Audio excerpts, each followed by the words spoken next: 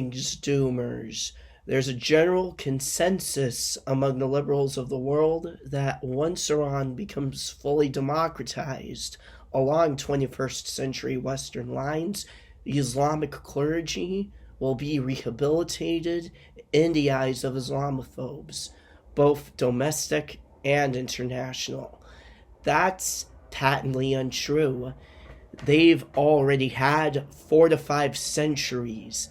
When the Shiite clergy were brought to our country from Lebanon, from Iraq, from Yemen, from India, they didn't speak a word of our language. They didn't know anything about Nowruz, about the path of Asha, about the prophet Zarathustra, about Cyrus, Darius, and the Achaemenids. And don't give me the whole dual carnane as Cyrus according to the Shias talking point.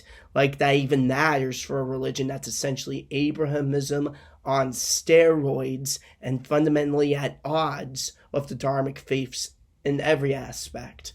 They had little to no interest for the ethnic and nativist elements of the nation's heritage whatsoever, and still haven't bothered to acculturate themselves to it, even in this lifetime. The Medes and the Achaemenids are both in the Bible, but the Islamic understanding and interpretation of the Bible is very different from the Jewish and Christian one. Secondly, the clergy isn't a monolith. Islamophobes believe that they're a monolith, but they're not. Some of them are okay with pre-Islamic festivals and traditions, others aren't. Some of them are okay with heterodox beliefs, others aren't. The Greeks, Turks, and Mongolians who entered our country, on the other hand, as opposed to these clerics, actually became one of us. The Ottoman and Safavid Shahs named their kids after characters from the Shahnameh. They followed the precedents set by the Achaemenids and the Sassanids.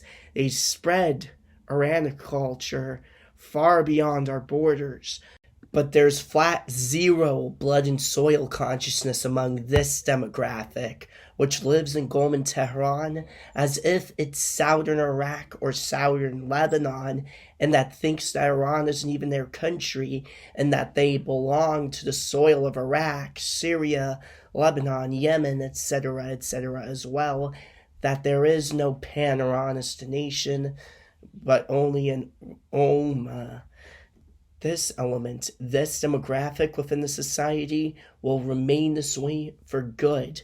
Whatever happens to the other demographics and communities within the nation for the remainder of the century, whatever happens during the remainder of this century, they're going to stay right where they are, and that's something that needs to be grappled with. And this is where I end my dissertation. Thank you for watching.